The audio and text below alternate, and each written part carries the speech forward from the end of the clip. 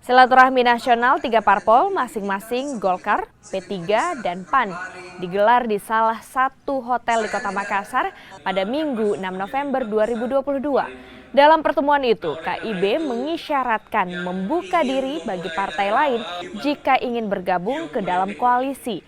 Sementara itu, untuk calon presiden 2024 mendatang, koalisi ini tak menutup peluang mengusung capres dari parpol lain.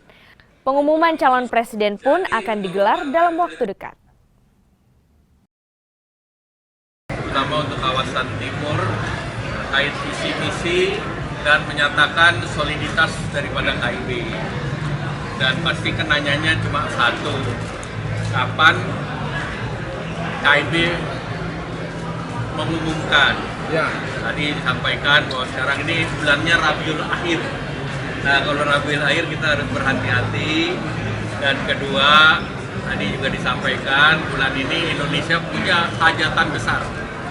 Sehingga tentu kita konsentrasi untuk mendukung hajatan besar. Dan tadi G20, sehingga kita butuh soliditas untuk mendukung kepemimpinan Indonesia di tingkat global.